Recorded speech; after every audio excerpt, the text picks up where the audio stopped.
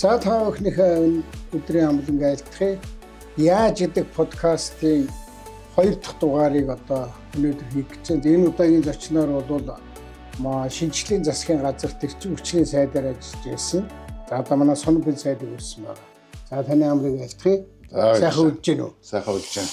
За ингээд Соном сайдгаа орж оролцуулж байгаа. За манай Соном сайд чинь миний мэдж байгаагаар бол 2 удаа улсын хурлын гишүүнээр сонгогдож байна. За нэг удаа Батлан хамгаалахын сайдаар ажилласан. Тийм ээ? Тэгсэн. Бас ингээд туршлагатай салбарын хүн одоо ер нь бол улс төрийн туршлага бол хангалттай.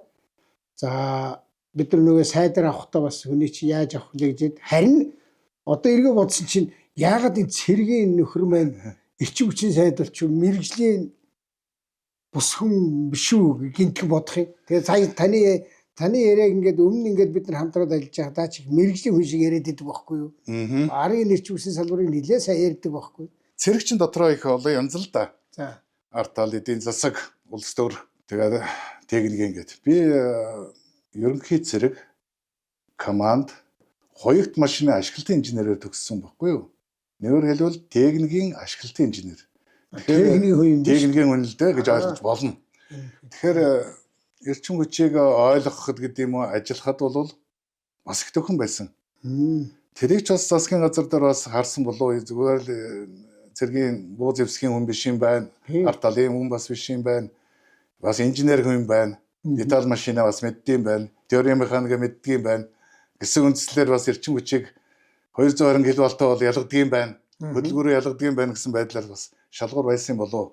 За тэгээд одоо шууд ажилд орно. Тэгээ эрчим хүчний салбар гэдэг бол улс орны одоо хөгжилд иргэдийн аж ахуй нэгжийн өсөн дэвжихд бол маш чухал салбар. Тэгэхээр одоо энэ салбар дээр шинжлэлийн засгийн газрын үед та одоо гол ноён нуруунд болоод тэгээд танаа салбарыгаа зохицуулаад юу хийжсэн талаар нэг юуг яаж хийжсэн талаар нэг хоёулаа ярих гэсэн. Ер нь яагаад яаж гэдгийг гаргаад ирсэн гэхээр одоо өнөөдөр ч гэсэн бид нар ингээ гал алдчихал тэнд юм болохоо байлаа, энд юм болохоо байлаа. За одоо ерөөсөө хүчин чадлаа ихтэй нэмэгдэхгүй байна гэл нэг л юм байна. Одоо дахиад бидний үед хийгдэжсэнээс хойш одоо 10 гаруй жил өнгөрсөн байхад ярддаг яриа хിവэрэл байгаад. Энэ нэр яагаад тэгээд байгаа. За одоо та яг ямар юм хийж ийлээ. Би одоо бүгдийг бас санахгүй шүү дээ. Тэгэхээр та тэрний нэг тодорхой хэлээд гэж.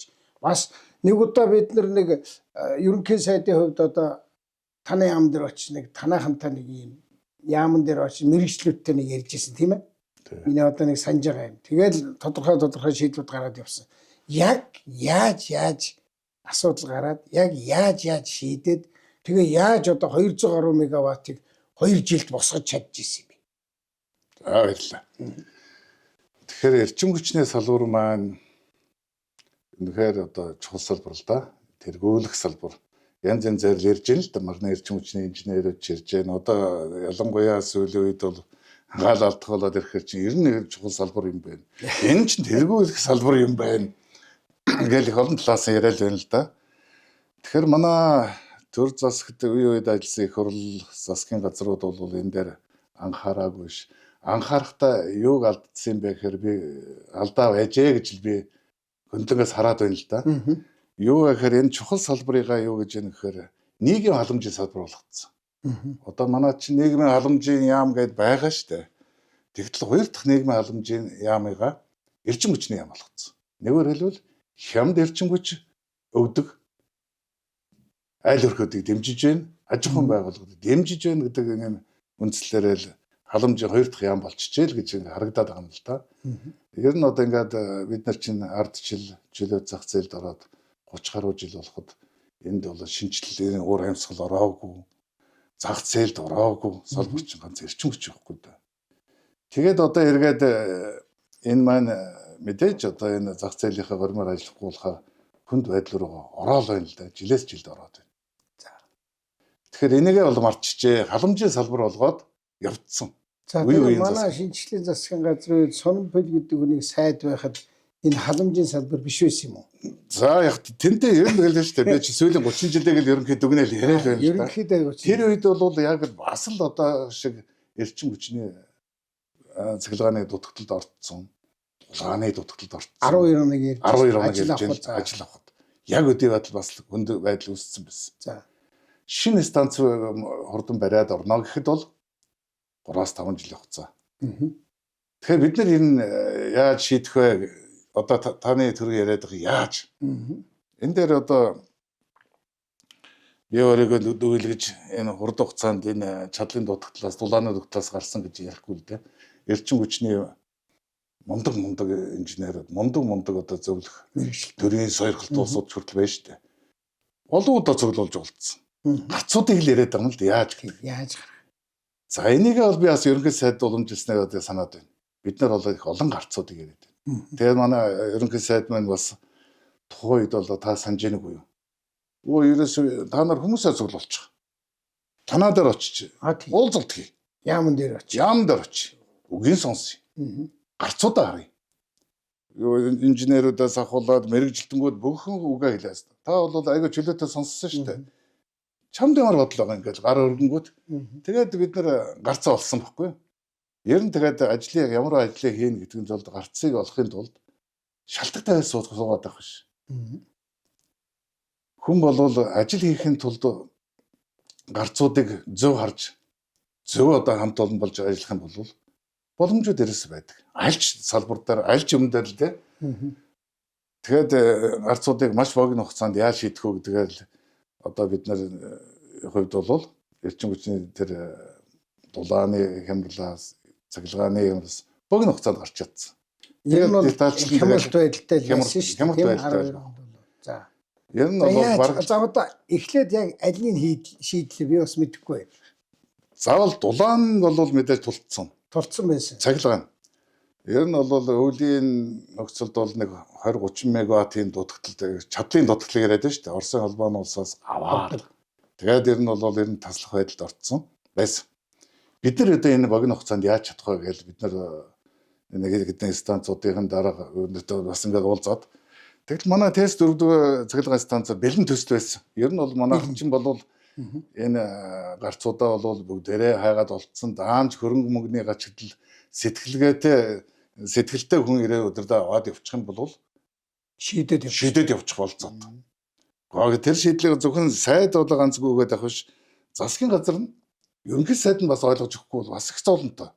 Тэгэхээр ерөнхий сайд маань бас эрчим хүчийг бас их сайн ойлгодог байсан юм уу? Би яг нөөрэ хараад магтаад байгаа юм биш л дээ гэж боддгийг. Яагаад гэхээр та чинь бас физикийн багш хүн шүү дээ. Физик чинь бол ерөөсөө эрчим хүч шүү дээ бас. Тэгэхээр бид нар их олон шийдлүүдээ зовлонгуудаа очингууд олон талаас нь асууж ирснийг их сандгийг.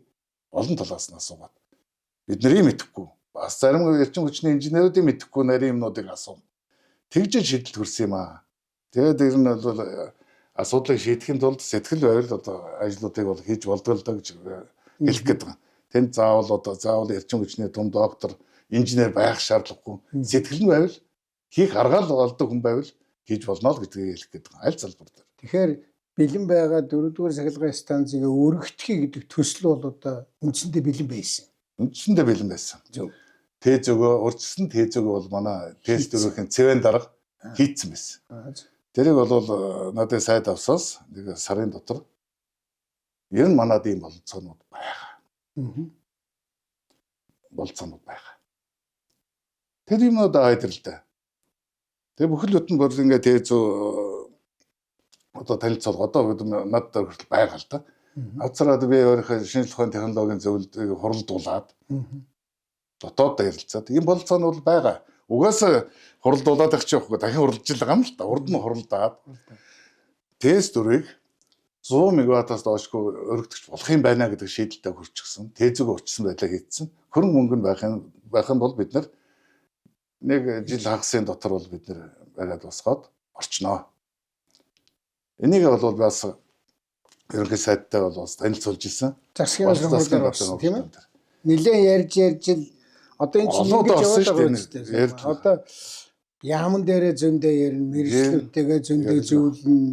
Тэгээд үржсэн техникийн сүнстэл бусад юмнуудаа хийж яагаад тэгээд яах вэ? Дараа нь засаг дээр оруулна. За тий, тэгэл яах.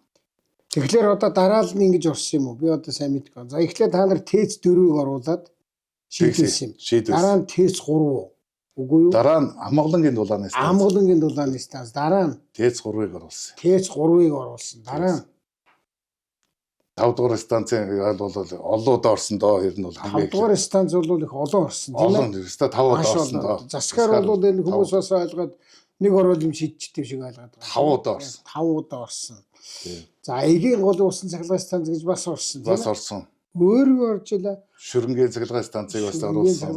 Тэгээд 5 дугаар цахилгаан биш ээ 5 толгойн цахилгаан станцыг 5 толгой бас 3-аас 5 удаа орсон. Тий. Энэ одоо бас нэг яриад нэг явахгүй нэг нэг хэдэн хүн шорооронд ороод яваад байгаа нэг 10 аймгийн дулааны станц цахилгаан биш шүү дээ. Тий, тэгэл байх. Дулааны станц ер нь тэгэд бас орсон да. Орчлгүй байх үү? Манай Доржруу дэд сайдаар ахалсан бүр ийм комисс байдаг байхгүй юу? Тийм 10 аймагт эхний ээлжинд байхгүй да. Ер нь бол 18 аймагтай байх ийм хүсэлтэй байхгүй юу? Гэхдээ бол бас зарим Сүхбаатар аймаг энэ төр гэдэг Гойкагийн тусламж өрц аймагуд байсан л да. Ер нь эхний ээлжинд 10 аймагтаа хийгээд туршаад үзье. Энд бол маш их судалгаа орсон, маш их хөдөлмөр орсон. Манай дэд сайдаар ахалсан ийм төсөл бий л дээ. Энэ төслийг бол бид нар бас засгийн газар бас 2-3 удаа орсон. 2-3 удаа. 3 удаа орсон. Манай үед бол одоо би сайн санахгүй юм. Тэгвэл бол Солонгосын засгийн газрын зээлээр л ямар ч байсан ингээд энэ нэг 10-аад станцыг бол босгох юм а гэж яригдчихсэн шүү дээ. Одоо тэгээд өнөөдөр хэдэн 26 14 жил ингээд тэр үед гарч ирсэн шийдвэр маань өнөөдөр хэрэгжээл яваад байна тийм бас. Тэгээ нэг гарцсан шийдвэр маань тэгээд хэрэгч явцдаа ингээ бодлол завхарлал зочлоод яваад байна л да. Энэ цаашдаа бид нар бол ярина. Яагаад завхраад яваад байгаа юм бол доо гэдгийг би зөвхөн хөндлөн ойслох. За одоо та ТЭЦ 4 дээрхээ ярьж. Тэгээ. Тэгэхүү одоо сая дараал би ойлгочлаа шүү дээ. Ийм дараал дээр ярьсан байна. Тэгэхээр богино хугацаанд энэ шатлын дутаас гарахын тулд одоо том станц барихыг эхний ээлжинд бол төр азнаа том станц барихад би түрүү хэллээс 3-аас 5 жилийн хугацаа. Тэгтэл бид нар чинь дараагийн засгийн газар гараад явчихна шүү дээ. Тийм болохоор энэ хугацаанд бид нар маш хурдан хугацаанд гал алдахгүй тулд дулааныг ашигладаг юм. Цахилгааныг ашигладаг гэдэг шийдлүүдээ ярьж байгаа юм л да бид нар дотроо их болоод одоо засгийн газар дээр тэр 3 орж байгаа юм чинь яамдаар бол хэдэн удаа зөндөө өдөр тутамдал гэсэн үг. Тэгээд ТЭЦ 4-ийн дарга цэвэнд дуудажуулсан бэлэн төсөл аваад. Энийг нь бас олон талаас яриад хамгийн гол нь хийхэд асуудал нь юунд байсан бэхээр бид нар чинь яг л бидний хоорондоо ярьдаг юм бол мөнгө цаасны асуудал, мөнгө төгрөг. Маш хямдлаг их хэрэгтэй. Бид нар чинь одоо 123 мегаваттыг дарна юу? Бол 70 сая доллар хийсэн. 70 сая доллар тийм. Тэгэхээр 1 мегаваттын өртөх нь 580 мянган доллар болчих. 1 сая доллар хүрэхгүй. За өнөөдрийн өртөх нь хэд болсон гэж байна? 1 мегаватт одоо инээдтэй штэ. 2.5 сая хүрч байна. 2.5-аар хийсэн байх нь одоо Дорнотын дулааны станцыг 50 мегаваттын өргөтгөлийг 100 гаруй сая доллараар хийсэн гэж сонсгож байна лээ. 2 сая доллар гэсэн чинь 1 мегаватт. Тий. Тэгтэл бид нар чинь нэг 3 дугаар станцын 50 мегаваттыг 35 сая 35-аар л хийсэн шүү дээ. 3 дахин хямдлал хийж байгаа. Тэгээ тийм зах зээлийн ханшин тийм энэ 10 жилийн хугацаанд тэгж өсчдөг юм уу? Би доллараар яриад байна шүү дээ. Монгол төгрөг биш. Тийм л хямдхан хийсэн. Маш хямд чанартай хийх юм бол сайдын хувьд бол би 2 гараа өргөөл дэмжээл би нэг чигөөцөлтэй мөнгө төгрөгийн асуудлыг.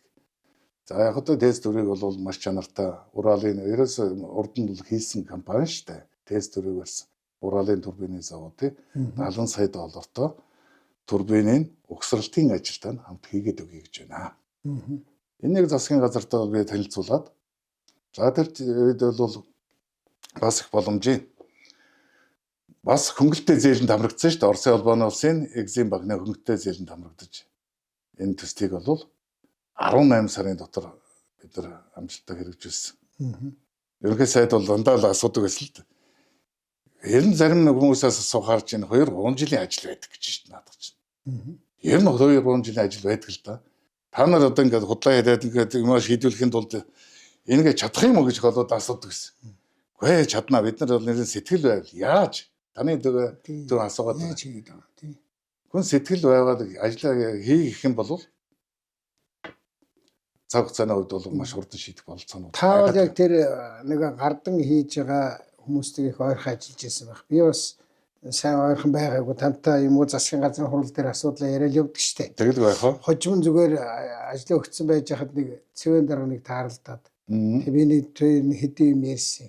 Хэдэн үг тэгсэн чинь $70 сая ч хөрөхгүй бид нэст үйл үүдсэн штэ гэсэн. Чи яаж аргыг нь олж хийсэн гэсэн. Гэхдээ яахын би 4 цагаас таньцах бүх хүмүүсийг хөдөлгөөд тэр хүмүүс ч бас тий одоо нэг цалингаа аваад цалин дотор нь оруулаад тийм одоо зөндөө юм хийлгсэн штэ. $70 сая та бас хатуухан юм хийлгсэн гэсэн. Үгүй хэмэдгийн та нарын оруулж ирсэн тоол тэр үстэй. Тэгэхээр одоо ингээд 123 мегаваттыг $70 сая хийж гинэ гэж. тий. За одоо өнөөдрийн ханшаар бодоход 123-ыг зөвхөн $2 сая хийвэл $243 сая $100 хийх юм $46 сая хийх ёстой юм байхгүй юу? тий. Тийм ээ. Тэглэг. Тэгэхээр одоо би бас баярлалаа байгаа нь энэ салбар дээр бол та бас хүчин чармайлт гаргаж их санаачлагтай ажиллаж ирсэн. Дээр нь тэр бас таны нөгөө манай мэрэгжлийн салбарт ажиллаж ирсэн хүмүүс бол бас үнэхээр бас их зүтгэл гаргаж ажилласан. Тийм биз? Цэвэн даргаас надаа тухайн үед бол байнга сайдаа одоо ингээд төс хөрөлцөх байлаа. Айгүй өндөрлөө. Яг тань шиг юм ярьсан байхгүй. Чи та нар өөрснөө болно гэж тооцоо хийж оруулж өгчгөөд өөрснөө хийхгүй. Би дахиад засгийн газараас $3-4 сая яаж гоох юм? Та нар өөрснөө шийд гэдэг бас тулгалт хийж өөрснийхөө манай хөөрх тэс 4500-ад ажилтнтай шүү дээ. Тэрний бараг 500-аад нь зас сурах инженер, техникийн ажилтнууд байдаг шүү дээ, ажилтдаг. Тэдний хүчээр нэмэгдэл одоо цалин өгөө дотоодынхаа асуудлыг шийдээд дотоодын асуудлаа шийднэ гэдэг нь бас илүү цагаар ажиллана. Бас янз бүрийн асуудлууд байна шүү дээ. Тэгээд их зовлон гэвэл манай зохицуул хороотойгоо бид нар бас нийлж аж. Бид нар бас тест дөрвөөс авдаг тэр үе чинь нэг 60 төгрөгөөр л авдаг байсан. Тест дөрвөөс цэглэгээ. Бид нар бас нэг 5 төгрөгийн бас нэмж игээд цэвэн дарга нэг 5 төгрөг бас 65 болгоё. Тэгээд бас нэг ихэр танаа бас нэг жоохон ашиг орлого жоохон нэмэгдэнэ дээ. Тэгж байгаа л ингээл сэтгэл гаргаж тал талаас нь илж байгаа л тэр $70 сая багтаагаад дахиж нэмж мөнгө төр засгаас нэг хээгүү ингэж дуусгасан төгтөл дээ. Энэ нэг бол манай одоо эргээд би ингээд хөндлөнгөөс хахад маш хямд өртгөөр маш богино хугацаанд маш амжилттай төсөл болжээ гэж би хардаг. Энэ ч өрдөнгөө өгөөд 10 жил гэдэг чинь тэр чинь 123 мегаватт 10 жилийн дотор ингээл дуусчихж байгаа шүү дээ. Жил болгоно 50-60 мегаваттыг хэрэгцээ бий болоод байна тийм. Тэгээ одоо бол тест дөрөв маань 700 мегаваттыг тулсан үед хүргээл явж байгаа. Ийм төвхтэй юм. Энэ бол маш амжилттай, маш хямдхан хийгдсэн амжилттай төслөө гэж би хэлэх байна. Тест дөрөв тийм ээ. Тест дөрөв. За ингээд дөрөв болвол ингэсэн. Одоо би дөрвийн хажууд нэг юм асуух хэрэгтэй. Одоо энэ хүмүүс бас ингэ хэлээ. Тэц 5 гэдэг юмыг барих гэжсэн чинь та нар ингээд Тэц 5-ыг зогсооцсон гэдэг юм яриад байгаа. Тэр юу болсон юм? Биднийг одоо яг ингээд таныг ажил авч яхад Тэц 5 ямар байдалтай байсан? Тендерийг хэн зарлчаад байсан? За баярлалаа. Энийг бас нэг хэлчих хэрэгтэй. Тэц 5-ыг маань их олон сайдамтсан, их олон удаа яригдсан. Зөвхөн түрүүн бид ярьлаа шүү дээ. Зөвхөн 5-ыг 5-удаа засгийн газарт орсон баг. Тэц 5. За. Тэгээд бид нар чинь нэг газрын л асуудал нэг яригдээд байсан юм шүү. Зөвхөн газрын асуудал биш юм аа.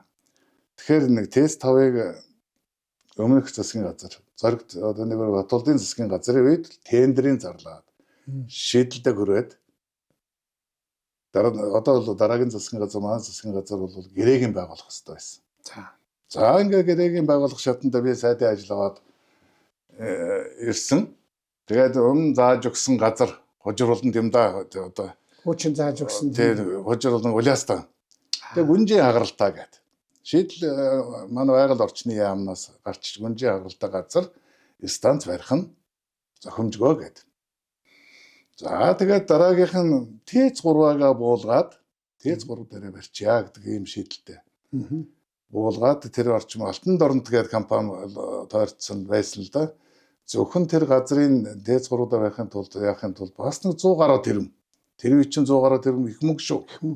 106 илүү 108 тэрэм төгрөгийн нөхөн олгор олж иж газраа чөлөөлж авах. Тэгэнгүүт 100 хэдэн тэрэм төгрөгийг сайд бас хаанаас олох вэ? Ерөнхий сайдтай ярьж хагаад ямар Монгол улс Улаанбаатар хот газаргүй болцсон биш. Газрын асуудлыг шийдмээр байна гэд. Чи олоод ир. Засагтар шийдээ гэд. Бид нар их олон газар өтсөө явсан. Би өөрийн биеэр явсан. Явж хонхорд газар болсон. Энийг засгийн газрын хуралдаанаар ингээд шийдүүлж явж ажлаа болвол эхлэх шийдвэр гарсалтай. Одоо хүртэл тэр газар маань байгаа. Тэгэхээр хонхор ТЭЦ 5-ыг чинь бол хонхорд барья гэж одоо бид нар засгийн газрын шийдвэр гаргасан. Шийдвэр гарлаа. Одоо хэвээрээ юм уу? Одоо хүртэл энэ газар нь байж байгаа. За тэгээд тавтагаа бид нар газар олчлоо. За. Газар олчлоо. Одоо ингээд хилцэлд орё гэдэг. Хилцэлд орсон. Төсөл жил болгон л өсөж байгаа. Жил болгон өсөж байгаа. За энд бол өсөлтийн ямар шалтгаанууд байсан бэ гэхээр байгаль орчны яам ийм шийдэлд хүрчихэж байгаа. Нэгдүгээрт бол Улаанбаатар хотод ус байхгүй. 30 хоног гэхэд ус тасалдана. ТЭЦ гэдэг чинь маш их ус хэрэглэдэг шүү дээ. Цэвэр ус өгөхгүй. Саарл усыг ашиглаа гэсэн. Саарл ус маань гэдэг чинь одоо хаягдл юу шүү дээ. Хаягдл усыг чинь яханд бол 30-аад км-лөө цэвэршүүлээ зөөхнө шүү дээ. Тэгэхээр төсөл өснөө дээ. Хоёрдугаар үнсийг бол хот дотор хаяхгүй. Баахангаар зөө. Баахангаа Багнуурын чиглэлээр зөө. Ингээл төсөл маань өсөд байгаа. За мэдээж барих гэж байгаа юм бол тэгээ тэрний дагуу шаардлага байх юм. Зөөх богоонуудаа болно. Тэгэл ингээд төсөл маань өсөө явс. Хамгийн гол нь юун дээр болоод тэгэл ерөнхий ТЭЦ 5-ыг юугаар бид нар зурцсан шүү дээ. Батбаяр сайдууд эдийн засгийн хөгжлийн яам манай хоёр. Ерөнхий гэрээгээ. Ерөнхий энэ ТЭЦ 5-ыг барьё. Барья гэж. Газрыг нь олоод өгч барья гэдэг. Ерөнхийдөө зурцсан. Тэр мөнгө нь бол тэр хувийн компаниас гарна. За хитээр байх нь хамаагүй. Ер нь станц байх нь чухал юм чинь. Зурсан. За тэгээд өнөөдөр хүртэл яагаад явахгүй байгаа ингэ шалтгаан олон сайд дамжаад байгаа нь юу гэхээр бид дахиад нэг эрчим хүчнийхээ нэг нийгмийн халамжийн салбар гэдгийг ярих гэж байна л да. Тухайн үед бол нэг айл гэрүүдэд бол нэг 95 төгрөг, 100 төгнөөдтэйг нэг 100 төгрөг. Аж ахуйн байгууллагууд 130 төгрөг. 130 төгрөгөөр айлуудад өгдөг. 130-аар аж ахуйн нэгжүүд байгууллагуудад өгж исэн юм. За яхад долларын центээр бодох юм бол 3.5 4 цент. За. Ийм одоо хямдхан үнэн дээр станц босохгүй л дээ барьж чадахгүй. Ер нь бол ТЭЦ 5 бол зөвхөн нөгөө худалдан авах гэрээн дээрээ одоо хүртэл тохирч чадахгүй явж байгаа гэж би харж байгаа. Энэ удаад байгаа гинэ. Удаад байгаа гэх. Тэгэхээр ер нь бол ингэдэг л дээ эхлэлийн тариф. Бид нар 8 центээр хийгээд өгөөч. 8-аар эхлэе. Тэдний санал. 25 жилийн жигнэсэн дунд чи юуг би харж байгаа юм л да. Тэгэхээр 12 центээр л нийлэгдэхэр байгаа юм. Эхлэлийнх нь 8-аар эхлээл тэгэл өсөөл дунд нь уугч юм байна. 25 жил жигнэсэн дунд чинь гаргаа тавихаар 12 центээр. 12 цент гэдэг маань одоогийн ханшаар нэг 450 төгрөг. Тухайн ханшаар бол 300 орчим төгрөг. Тэгтэл бид нар чинь нэг 100 төгрөгөөр нийлүүлж штэ. Би 3 дахин өндөр үнээр би нийлүүлэх гэрээ байгуулж чадах байсан болов уу? Одоо байгаа станцууд маань эрчим хүчээ 130 төгрөгөөр нийлүүлж яхад тийм ээ? Тий. 300 төгрөгөөр шохгүй 60 төгрөгөө гэж хэллээ штэ. Зөв. Манай ТЭЦ 4 чи одоо нэг 60 65 төгрөгөө тухайн юм яриад штэ. ТЭЦ 3 нэг 75 төгрөгөөр нийлүүлж. Яхан зөөрөөтэй. Тий. Эднэр 300 төгрөгөөр нийлүүлээ гэж штэ. Ингээд гэрээ босч өгөхгүй байсан. Босчихгүй байхгүй. Одоо наадах чинь бол нөгөө нэг Power Purchase Agreement гэдэг чинь PPA гэдэг яриад байгаа ч тийм. Чадлыг худалдан авах гэрээ. Эрчим хүчин дээр энэ хамгийн чухал юм байл шүү дээ. Тэгээд тэр гэрээг л одоо хүртэл хийж чадахгүй. Ер нь бол зориг гаргаад гэдэг юм уу, хүч гаргаад ингээд хийцсэн бол болох байсан. Болсны дараа яадгүй гэхээр оюу тулгаан гэрээ гэдэг шиг сунод бил 3 дахин өндөр үнээр гэрээ хийсэн баггүй. Том авилгал авсан. Тийм асуудал. Зурсхийг огцор. Ер нь тэгээд тэрнээс хойш бол би тэр гэрээний асуудлыг ерөнхий гэрээг бол Батбаяр сайд эдийн засгийн хөгжлийн яам эрчим хүчний яам хоёр хийцэн. Эрчим хүч худалдаа авах гэрээг л өнөөдөр хүртэл хийж авч чадаагүй. За одоо тэгээд өнөөдөр ингээд хувийн станцууд босоод эхэллээ шүү дээ. Дулааны сан. Тэр чинь тэгээ хэдэн центр гэж тохирч байгаа юм жишээ. Гэхдээ яг одоо тэр үеийн ханшиг би яриад байна шүү дээ. Өнөөдөр сая бөөрөлжүүдийг харахад 8.9 центр хийсэн байна лээ 17 онд. Бараг 9 цент. 9 центр хийсэн байна. Одоо эн чинь төгрөг рүү шилжүүлэхээр 400 орчим төгрөг. 400 орчим төгрөг. За Одоо эрчим хүчинд өгж байгаа үнэ нь одоо хэд дундаж юу системд өгж байгаа. 8.9 центээр гэдэг чинь 400 орчим төгрөгөөр өгч яах гэсэн үг шүү дээ. Тий. Манайхны үнэ хэд байгаа? Бусдуулынх нь нийлүүлж байгаа. Манай станцууд бол одоо 300 гарах уу? юу гэж 300? 300 гарах юм бол манай станц чинь одоо ТЭС 4, ТЭС 3 чинь 300 хүрэх юм бол өстой баян айл болно шүү дээ тэр чинь. Тэг хэд байна одоо? 100 орчим төгрөгөөр нийлүүлж байгаа шүү дээ. Одоо юу? Тий. Одоо хамгийн сүүлийн би энэ өнгөрсөн оныхыг л хараагүй байна. Ойролцоогоор 100 төгрөгөөр нийлүүлж байгаа. Тэгээ нэг эрчим хүчний үнэг баахан нэмсэн шүү дээ. Гэхдээ эрчим хүчний үнийг 30% нэмэгдүүлсэн шүү Тий дээ. 30% тий. Тэгээд яд 100 төгрөг чинь 130 болдог байх үстэй. Гөө тэрнээс асуух хэрэгтэй одоо хамгийн сүүлийнхаар одоо би өнгөрсөн жил 2 жилийн өмнөхийг л яриад байна л да. 100 орчим төгрөг сайдаа таны үед нэг 60 хэдэн төгрөгөөс 100 хүрсэн шүү дээ гэж станцын дарга ярьж ирсэн. Тэгээ одоо тэгэхээр бид нар нэг асуудал ингээд ойлголцмоор байгаа байхгүй. Энд чинь яаж гэдэг подкаст шүү дээ. Тэгэхээр за сонин шинжлэлийн засгийн газар ч байсан, хэнийч засгийн газар байсан нэг том асуудал бол хувийн хвшлийг оруулах гэхээр үн тариф асуудал үүсэдэж шүү дээ. Би одоо станц барихад чи хэдэн худалдаж авах юм бэ гэдэг л асуудал үүсдэг. Тэгэхээр одоо байгаа 3, 4 бусад станцууд чинь арай хямдхан нийлүүлээд байгаа. Шинээр одоо хувийн компани орж ирээд станц баригвал надад ашиг гаргахын тулд би жаах илүү үнээр нийлүүлээд байна гэдэг л зөрчил үүсдэг. Тэгэлгүй. Тэгтэл 8-9 центээр одоо нийлүүлгийг хийцсэн байж шүү дээ гэж ойлгож байна. Тийм үү? Хийцсэн байна. Ер нь энэ салбар дээр та бас одоо сайдаар ажиллаж байсан хүний хувьд бид нар нэг л Монгол улс байгаа шүү дээ. Тэгэхээр хин нам тэр намаас хамаагүй энэ цахилгаан гэдэг чинь бол уг нь одоо түрүү өөрөө намайг виц юм агш гэдэг. Энэ чинь бол айгуу сайн мэддэг байхгүй би тэрийг ярьдаг. Энэ чинь бол ардын намын одоо цахилгаан гэж байхгүй. Арчис намын цахилгаан гэж байхгүй шүү дээ. Дулаан цахилгаан чинь энэ улсын хөгжил ард иргэдийн ах хонжооны хувьд чухал асуудал байна. Энийг бодлогын хувьд зөв шийдэх хэрэгтэй. ТЭС 5 бол ерөнхийдөө би нэг юм ойлголоо шүү дээ. Газар мазраа заагаад өгсөн ингэсэн ерөнхий гэрээгээ хийцэн. Эрчим хүч худалдаж авах гэрээг бол хийж чадаагүй. Үнэ мөнгөний асуудал ингэж үүсэж одоо хүртэл явж л байна. Магадгүй одоо болтол эдгээр хийж чадахгүй байгаа нь энэтэй холбоотой байж мэдх юм аа.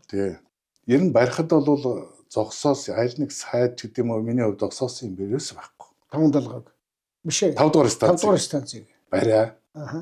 Тэгээд хөрөнгө оруулалтын гэрээг нь бол Батбаяр сайд эдийн засгийн хөгжлийн сайд битээр бол зурцсан. За. Би тэр баримтуудыг бас энэ явцд бол бас гаргаж харуулъя гэж бодож байгаа. Тэгээ юун дээр олчж ийн гэхээр айгүй хүндрэлтэй асуудал их олон гарч ирсэн л да. Цахилгааныг худалдаж авах асуудал. За. Дахиад ер 8 цент гэдэг маань тэр үеийн ханшаар 200 гаруй төгрөг. Тухайд мөрдөгж байгаа үнэ бол нэг 100 орчим төгрөг. 100-аас 130. Үнийн зөрөө. Үнийн зөрөө. Нэг дахин үнээр л цахилгаан нийлүүлэх гэдэг асуудал. Энэ дээр хүмүүс ойлгодог юм л да. Нэг дахин илүү үнээр худалдаж авна гэд эрчим хүчний сайд зурсан бол тэр үед ямар уур амьсгал үүсэх байсан.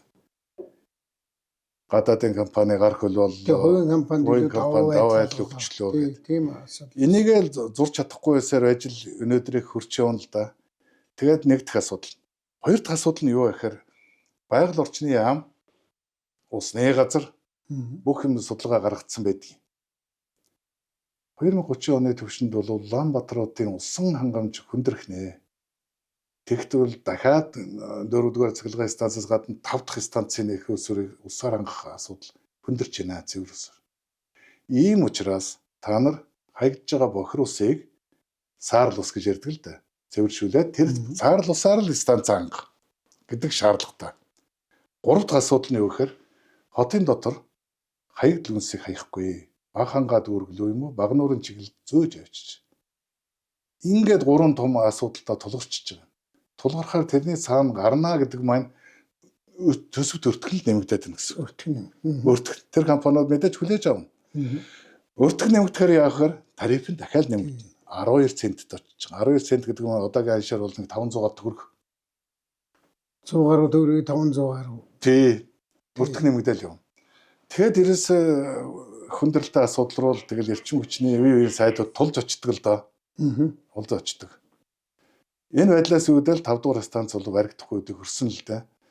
Тэгэхээр юу хэлэх гээд байна гэхээр ер нь бид нар бас нэг ой санамжтай үеийн засгийн газрын халаа гэдэг юм уу үеийн Юг засгийн газар төр засгийнхаа юуг уламжлал явах хэвээр 84 онд 5 дугаар станцыг Багнуурда барина гэд засгийн шийдвэр Судмгаан засгийн газар шиг санаад ах юм да. Засгийн газрын шийдвэр гараад Тээзүүгийн хийцэн. Манай эрчим хүчний яам дээр байна. 5 дугаар станц. 5 дугаар станцыг Улаанбаатар хотод боломжгүй дахиж. Тэр үед шийдээд 5 дахь их усрын 5 дугаар станц явах те 5 дахь их усрыг Багнуурдаар барь. Нөөс нь байж гэн, ус нь бэлэн байж гэн, хэрлэн гол хажуугаар нь орсож байна. Тэгэхээр тэн дээр байх нь зүйтэй гэдэг шийдвэр угаасаа гартсан байж байна. Тэгэхээр энд би түрүү хэллээ шүү дээ саарл ус ашиглал гэн үнсийг хайж болохгүй л гэн усны асуудал гэн ингээл зовлонтой уучрал ингээл жилээр хоошоо яваад байна шүү дээ. Энэ асуудлыг аль хэдийн 80-аад онд шийдсэн байна. Тэгэхээр хуучин Тээзүү байна. Багнуур дээр байр гэдэг.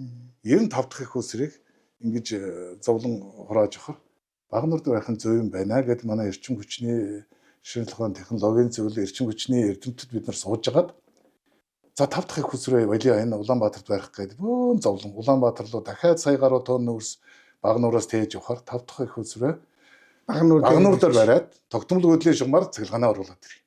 Тэгэхээр дулаан хэрэгтэй шүү дээ гэж ярина шүү дээ тийм. Дулааныг яахан гэнгүүтээ Амгалангийн дулааны станц гэж гарч ирдэг чинь тэр ихгүй юу.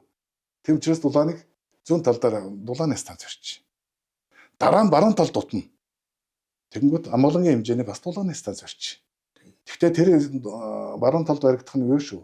Газар нөөсөө биш. Энэ нь бол дэлхийн асуудлууд бол газын станцтай болцсон. Улаанбаатар хот руу нөөс дэдгийг болио. Газар шийдээ. Энэ газар дулаанаа шийдээ гэдэг асуудал руу ороод цахилгаанаа Багнуур дээрээс авчих. Одоо өнөөдөр тэгээд 5-ыг чинь 2-ын суурин дээр байх гэдэг юм. Яг 5 гэж яриад байна. 2 дугаар станц гэж 62 оны станц байхгүй юу? Тий. Энэ дээр бас нэг дэд үтс байж байгаа шүү дээ. Төмөр нөөсөө зөөлөг дэд үтс байна. Үнсэн сан байж байна. Юунууд нь байж байна. Тэр чи хэд чадал нь хэд юм. 28 мегаватт станц шүү дээ. Жохон шүү дээ. Энийн дээр бол 300 мегаватт станц барья гэдэг явж гэн л та. Тэгэхээр нөөцний хэмжээ жоохон ихсэн. Ус бол ихсэн бас ингээд тэрийг даваад бол 300 мегаватт станц барих болцоотой л доо. Тэргээл 5 гэж нэрлээд их шиг байлээ. 5 дахь байсан. Ер нь бол шинээр станц барьна гэхээс илүү 3 дугаар станц 67 оны станц 67 8 оны станц. Төрөв чи хэлдэг. 62 оны станцуудын буулгах шияад суурин дээр нь шинчлээд барьчих. Тэднийг буулгаад шинийг тавьчих. Тэгж хамаагүй тийм үр ашиг өндөртэй боломжийнууд орж ирдэг нөөц нэмэгдэхгүй гэдэг чинь хэцүү болоод байгаа байхгүй тийм ээ. Бидний нэг ярьдаг юм бол тэр л дээ нэг нөөцний хэмжээ нэмэгдэхгүй, усны хэмжээ нэмэгдэхгүй. Яг энэ хуучин суур баасан дээр нь барих гэдэг байгаа шүү дээ. Шинжлэх барих гэдэг. Тэгээ хоёулаа нэг яриад байгаа юм чинь юм босгох бол асуудал биш. Хідэн төгрөгөөр ямар зардлаар босгох вэ? Эн чинь дараа нөгөө цахилгааныхаа үнд нөлөөлдөг юм аа. Дулааныхаа үнд нөлөөлдөг юм аа гэдэг тийм та яг салбар хариуцчихсан учраас тийм чухал асуудал одоо манай хүмүүст хэлж өгöd нь шүү дээ. За одоо хоёул амгалан дугаар. За тэгээ. Амгалан яасан? Амгалан дээр яадаг вэ гэхээр одоо Улаан болол тулцсан. За. Тулгч байхтай тэгэл ялангуяа зүүн тал руу бол одоо манайхан мэдэн дээ. Тэгээд троллейбусны эцсийн буудал бөхөөргөн цаашаал тэгэл юм дулааны хомсдолтой. Байшин байдаггүй. Орон сууц байж болох. Орон сууц байж болохгүй. Тэгээд энэ хүмүүс бол сайн мэдэхгүй л дээ. Ягаад тэр хэсэгт ТС 4 чинь одоо манай Улаанбаатар хотын баруун талд байж байгаа шүү дээ. За тийшээ очиход 25-аас 30 км байхгүй да. 25-аас 30 км дулаан шахаж шүү дээ. Тэгж байна. Шахаад ингээд явхад бол 6-аас 8 цагт буцаж тойрч байгаа байхгүй юу? Дулааныхын гормын хувьд бол тэгэхээр чинь очоод 6-аас 8 цагийн хооронд дулааны алдагдал их орнод нэгээр хэлбэл халуун усч маань бүлээсэд очно гэсэн. Бүлээс хотгоо зарим үед хөрч очно. Энийг хийхэд бол ялангуяа манай энэ зүүнд Баян зүрхтэр чинь дулааныг хөлдөж өглөө гэдэг чинь тэр л дээ. Тэгээ яг хаа манай яам дээр ч гэсэн бас яг дулааны хариуцсан хилцс бол байна. Манай Бямбочр гээд манай төрийн сойрхолд байна шүү дээ. Дулааны шугамжилж яана дарга байсан. Энэ дулаанхантай уулзахад бол бас л ирсэн. Сайдаа биднэрт бэлэн төсөл байгаа. Ямар төсөл байдгийг гэсэн. Уус 15 гээд тэгээд нөгөө Амгалангийн эцэснийг Оросуудын орхиод явсан. Мазутаар ажилдаг зовлол дагуурд нь. Тэнд бол дулааны станц барих болцоотой. Зүүн талаагаа бол хангалттай хангана. зүүн талыг хангахтай болоод жишээ нь их ач холбогдолтой болдог. Тэнд чинь нэг дулаан хөрөхгүй болохоор 56 өөрийн зоох ажиллаж ирсэн юм шүү дээ. 56 жижиг өөрийн зоох. Тэгээд тэр чинь бас л Улаанбаатар хотын утаанд ямар хор уршиг үзүүлдэг байсан ойлгомжтой. Энэ бол байхгүй болно. Тэгээд бас нэг тооцоо судалгаагаа тэр нэг тез аваад ирсэн. Харсан чинь нэг 100 мегаваттын станц барих болцоотой юм байна. За тэгэл дулааных инженертэй бас хурлаа хэд хурлаа. Тэгээд би Улаанбаатар дулааны дарга тухай үед манай хайд байсан. Энэ дулааны хэрэгцээ ярд утгацсан гэж яриад байна. Чамдаар ирж байгаа хүсэлт нь хэд вэ?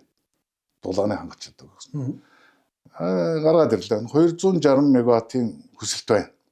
Хүмүүсийн хэрэгцээ аж ахуйн байгууллагуудын зөв. Манай холбогдыг дулаан авъя гэсэн. Дулаан авъя Улаанбаатар хотын хэмжээнд шүү дээ. Тэгэхэд одоо 100 мегаваттын станц барих гэдэг бид нар яриа сууж шүү дээ. Одоо энийг бариад ортол чинь 300 болчихно. 300 мегаваттын станц барь. Томсго. Зөв. Чадлаа нэмье гэж шүү дээ. Уу сайда тийм хөнгө 100-аар барь чадаагүй байж 300 гэж яриад байх. Зарим хүмүүс одоо сони хэвлэл дээр одоо энэ мэрэгжлийн хүн биш. Хамаагүй мангар юм ярих юм, том чадлын юм ярих юм гэж шүүмжилж байсан л да. Би тэгэхээр дотоод яг хэрэгцээг мэдээд байгаа байхгүй. Ашиглалтанд ороход 300 болох юм байна.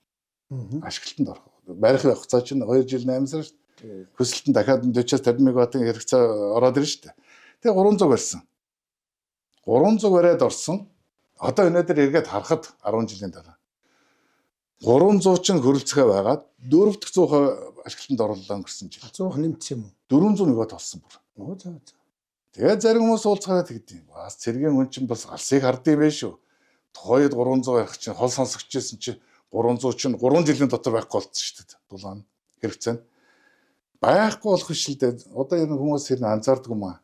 Зүүн тал руугаа юм барилгажилт байдгүй байсан шүү дээ. Одоо ч өндөр байшин. Одоо тийш орон дулааны цахилгааныхын болцоо бий болохоор чинь хүмүүс байшин барилгаа бариад эхэлж байгаа юм л да. Сүндөрлсөн байшингууд чинь 2-3 жилийн дотор борхно хүсэл тавиал байхгүй болчихж байгаа юм л да. Тэгэхээр яг дулааны хэрэгцээг нь бол тэгж ингэ шийдсэн юм төвхтэй юм л да. Нэгээр хэлбэл энэ амгалан дулааны станц маань өхийн өргөнөөс цааших бүх дулааныг авч байгаа. Одоо манай ТЭЦ 3 ТЭЦ 4 чинь бол одоо яаж юм гэхээр өхийн өргөнөөс наашаа ачаал нь багасчихна гэсэн. Ялангуяа 3 дугаар станц бол хотын төв зайсан чиглэл рүү. 4 дугаар станц бол 3 4 дугаар хоол одоо хамгийн одоо яриад байгаа яарамгийн дулааныг хангаж штэ. Ингээд явах. Тэр бол амгалангийн дулаан гэсэн бас их амжилттай сайн төсөл болсон. Ялангуяа манай эрчим хүчнийхэн дулааныхан бол энэ бол бас мөрөөдөл болоод хүлээжсэн. Энийг шийдчихвэл би өөрөө мундагтаа юм шийдээд байгаа биш л да. Манай засгийн газар ерөнхий сайд мундагтаа биш. Хүмүүсийнхээ үгийг бид нар сонсдог байсан байхгүй. Мэргэжлийн хүний үгийг нөгөө таны ярьдаг шиг яаж гэхээр мэргэжлийн хүмүүс чинь хилээд өгнө шүү дээ. Тэрэн дээр ярин удирдах байгаа сэтгэл гаргаж байгаа хүн бол тэрийг шийдвэрлэх тал дээр нь тус болоод өгч байгаа байхгүй юу? Ийм учраас энэ төстүүд маань их урагштай амжилттай явсан гэж би хэлэх гээд байгаа юм л. За нэг нөхөр бий. Засгийн газрын хурал дээр би одоо аль станц дээрээ ч асуудал оруулсан мэдэхгүй. Би нэг ганц хоёр юм асуусан чи ер нь нилээ хигжүүхэн хариулаал ингээл. За ер нь алтан гацыг ярьж байна. Алтан гацыг ярьж би л мэддэг гэл ингээл. Би бас амхандаа бас нэг ганц хоёр юм асуугаад нарийн асуусан л да та бол чинь ер нь их сүрхэн хариулсан мундаг. Бас өөртөө их итгэлтэй хүн байсан байхгүй юу? Тэр аль юу? Амгалан байхгүй юу? Амгалан дээр үү? Амгалан дээр байхгүй юу? Тэгээ сүүлдээ би өөр ингээд сонсож байгаа. Амгалангийн тээзөө хийсэн. Арга бараа тэгсэн шүү дээ. За алтан гацсгүй хар толгойгоор хариуцаар. Тэгээ цогч байгаа шүү дээ. Цогч байгаа. Ер нь бас тэгээд бас нэг юм ойлгох хэрэгтэй бид нэр тэр ерөнхий сайд байна уу, сайд байна хамаагүй тэр юмаа мэддэг хүн чинь итгэлтэйгээр би энэ чинь ингэж хийж чаднаа гэд ингээд ахт нь засаг дээр би одоо нэг л олон юм асуугаад тань мэдх юм асуугаад тэгээд ахын буруу байна гэд би за хар толгойгоор хариуцаарай гэж зогсчихсан байхгүй. Тэгээ ямар ч хийсэн л амгалан бол гоё баслаа шүү дээ. Тэрэн бэ нэг амгалан дээр нэг л хөндрөл учирсан шүү. Тэр чинь одоо нийслэлээр манай нөгөө ган төмөр маань байсан. Тэгээд над дээр хэд удаа таяр орж ирж байсан шүү дээ. Газраа яах юм бэ? Одоо хараа өнөөдөр Монголын хамгийн том эмэг нэлээ шүү дээ. Монгол яг одоо Монголда баг Улаанбаатар юм бэл.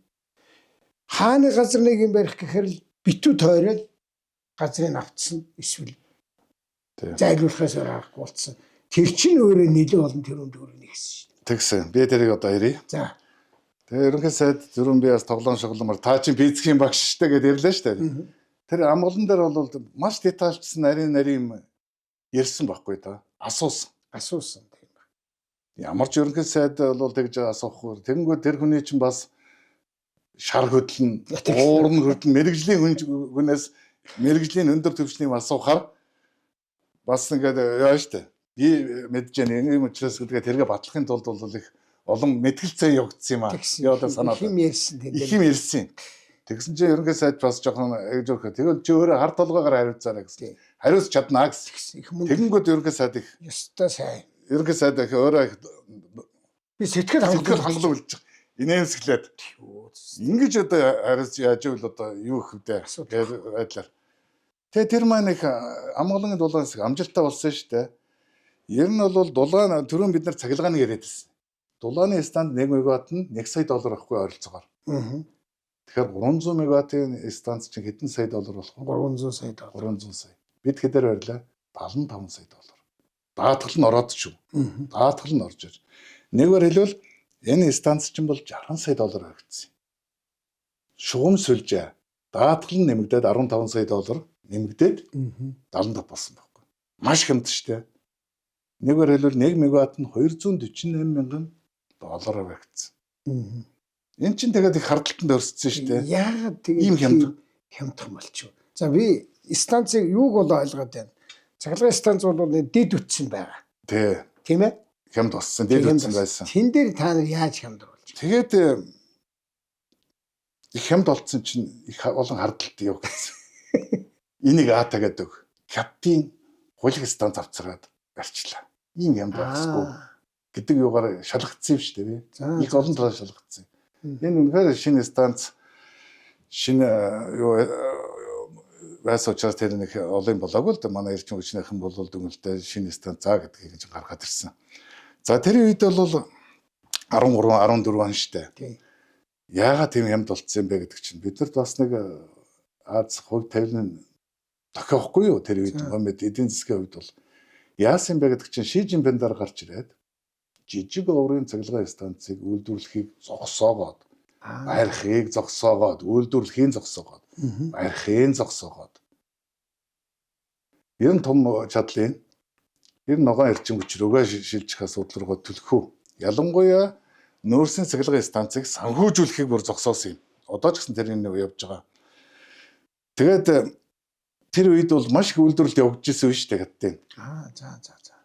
Бэлэн турбинууд, бэлэн өөр юунууд бол бий болчихгүй. Нөгөө ч сандралдаад зэрэгэлдээ хөрш одоо Монгол руу, Тайланд руу тэгэл хаашаач хэдий ингээд зарах ярилгээ яваад айгаа тэр цаг үеийн азтай ойлгохгүй. Тэгээд тендер зарласан олон компаниуд олон үнээр орж ирсэн л дээ. Тэгээд хаттын Синемаш гэдэг маш их алдартай том компани шүү. Энэ компани бол бас нэг үйлдвэрлэл нь зогссон байсан юм шиг байна. Манайд ийм ашиг бол бид нар хийх гэж байгаа биш ээ. Монголд бол нэг юм хийгээдхий. Ер нь бол манайд бас энэ бэлэн ийм зуухуд бол байж байгаа. Тэгээд ингээд маш хямдхаар $75 сая доллараар маш богино хугацаанд. За энэ чинь бол яг одоо 2 жил 8 сар. Уг нь бид нар 2 жилийн дотор барина гэж хэлсэн юм гэсэн амлалт. Тэгээд нэг 2 жил 8 сарын дараа ашиглалтанд орсон л та. Тэгээд нөгөө юугаа ярих яагаад одоо ингээд бас нэг хугацаанаас бас нэг 3 жил хэрэгтэй болчих 2 жил барина гэсэн. Нэг газар хугацаа яагаад хойшилсан те жаа газараа чөлөөж өгч чаддаг. Тэр уус 15-ын газар чи ерөөсөө нэг 4 газар байсан. 4 газар дээр 300 мегаваттын станд барихгүй. Нийт 12 газар шаардлагатай болохгүй да. Тэгээд энэ газар гэдэг маань засгийн газар биш л дээ нийслэлийн газар байхгүй юу? Тэгээд нийслэлийг чөлөөлж өг гэдэг манайх. Нийслэлийг чөлөөлөдөг газар.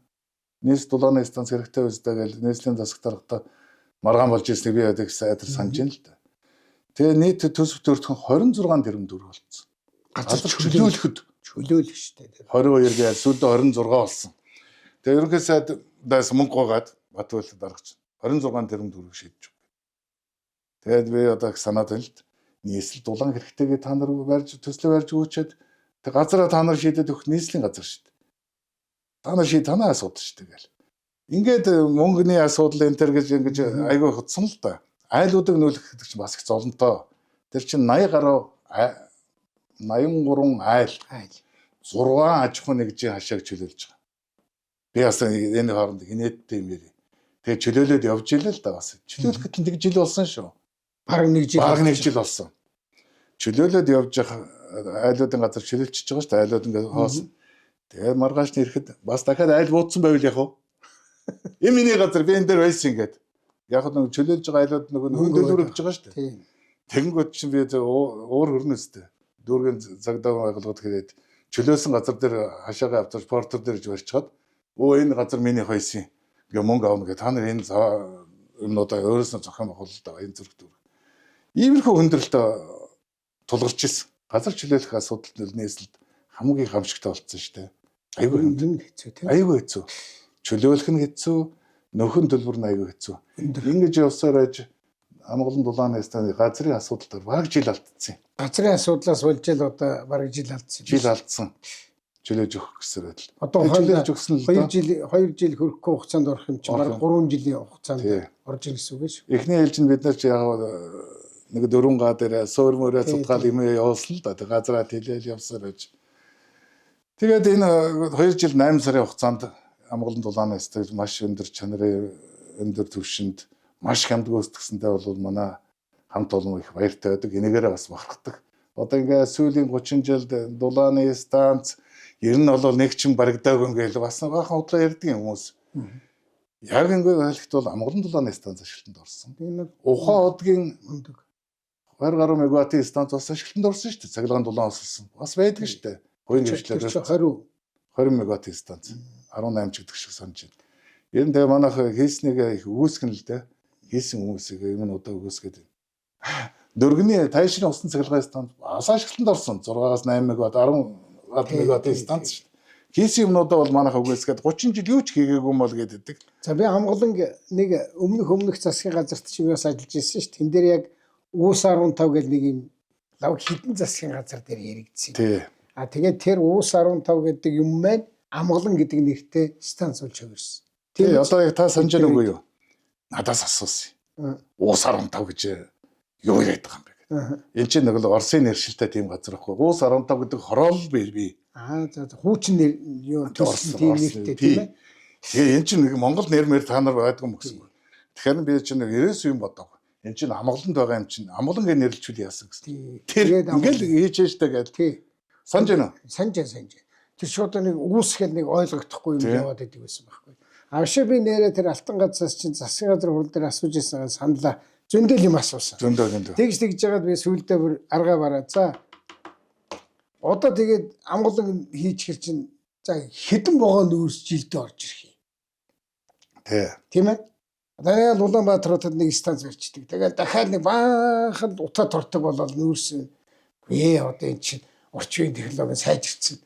Утаа яран баг гарахгүй хаана яриалгүй. Тэгсэн чи нүүрсний хаягдлыг яах юм. Ер нь бол тэр хүн их сайн байсан шүү гэж одоо өөрөө ч гэснээр сонсох хэрэгтэй. Мундаг хүн шүү тэр манай алтгаас. Дараа нь яасан гэж сүүлдээ би аргаа бараад гэсэн. За та нар энэ станцыг барихтаа яваанда стратегийн хувьд хэдэн жилийн дараа би мэдэхгүй байна. Нүүрс чинь газ руу шилжинэ гэж бодож хийгээрээ тэг чадах юм уу гэсэн. Чадна гэсэн шүү. Тэгсэн. Ер нь манай засгийн газрын хуралчин бас амьд болдог байсан шүү. Тийм ээ. Гэхдээ нэг хуралдаа шийддэггүй шүү дээ бид нар. Олон дахин. Маш олон удаа ингэж буцааж. Та засгийн хурал яриад байх юм. Та засгийн хурлаас өмнө бас нэг хуралтай юм шиг байгаа юм. Мэргэжлийн улсуудыг авцраа сонсчдаг. Тэгээ бид нар чинь нэг одоо нэг багшаар яваарах юм бол шалгалт дээр шүүн шүү дээ. Аль хэдийн нарийн мэдээллүүд авцсан. Хэн тэгээд нарийн мэдээлэлд өгсөн байна гэдээ би заримдаа бас шүүнэлдэг. Хэн ерөнхий сайд дээр уулзаж яг мэргэжлийн улсуудыг очоод үгийн сонсоод эдгээр юу ярих гэж байна.